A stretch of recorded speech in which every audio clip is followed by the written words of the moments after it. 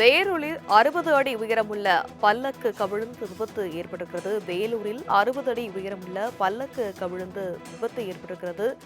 திருவிழா முடிந்து இரவு மீண்டும் ஆற்றிலிருந்து சுவாமிகள் திரும்பும்போது பல்லக்கு கவிழ்ந்து இந்த விபத்து நடைபெற்றிருப்பதாக தகவல் வெளியாகியிருக்கிறது.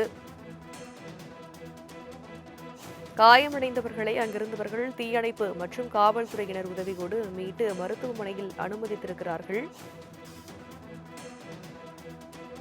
விவரங்களை செய்தியாளர் பிரகாஷ் விவரிக்க கேட்கலாம். வணக்கம் பிரகாஷ், எத்தனை பேர் இதில் பாதிக்கப்பட்டார்கள்? அவர்களின் நிலை தற்போது என்னவாக இருக்கிறது?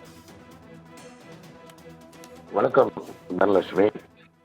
வேலூரை பொறுத்தவரையில் மகா சிவராத்திரி விழாவானது கொண்டாடப்படுகிறது. இந்த மகா சிவராத்திரி விழா முடிந்து அடுத்த நாள் மயான சூறை எனப்படுகின்ற மயான கொள்ளை திருவிழாவானது வெகு விமரிசையாக நடைபெறுவது வழக்கம்.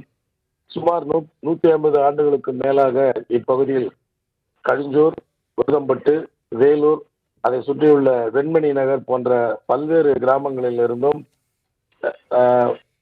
தேரானது கொண்டு வரப்பட்டு இந்த பாலாற்றில் உள்ள அந்த அங்காள பரமேஸ்வரி சிலையை அமைத்து அவர்கள் அங்கிருந்து கொண்டு வந்து இந்த மயான சூறை திருவிழாவை நடத்துவது வழக்கம். அவ்வாறு வரும்போது இதில் திரளான மக்கள் கலந்து கொள்வார்கள்.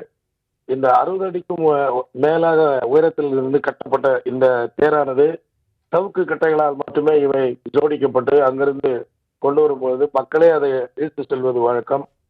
அவ்வாறு இழுத்து செல்லும் போது நிலை தடுமாறி அந்த தேரானது சாய்ந்ததில் 7 பேர் அந்த தேரைக்கு கீழே சிக்கிக் கொண்டு காயமடைந்தார்கள். அதில் ஒருவர் மட்டும் படுகாயமடைந்து அவர் ஆபத்தான சூழ்நிலையில் மருத்துவமனையில் சிகிச்சையாக அனுமதிக்கப்பட்டிருக்கிறார். மற்றவர்கள் சிறு காயங்களுடன் அவர்கள் சிகிச்சை முடிந்து வீடு திரும்பியுள்ளனர்.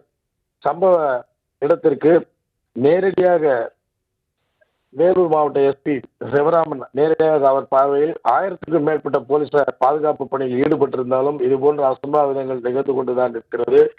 சம்பவம் முடிந்த உடனே அந்த இடத்தை பார்வையிட்ட மாவட்ட ஆட்சியர் சுப்புலட்சுமி அங்கிருந்தவர்களுக்கு அறிவுரைகளை வழங்கினார். அரசு அறிவிக்கின்ற அறிவிப்புகளோடு குறைந்த அளவு உயரத்தில் மட்டுமே செய்ய வேண்டும். அதிக உயரத்தில் செய்வதால் இது போன்ற விபத்துகள் ஏற்படுகிறது. இதை தவிர்க்க வேண்டும் என்று அவர்களுக்கு அறிவுரைகளை வழங்கினார்.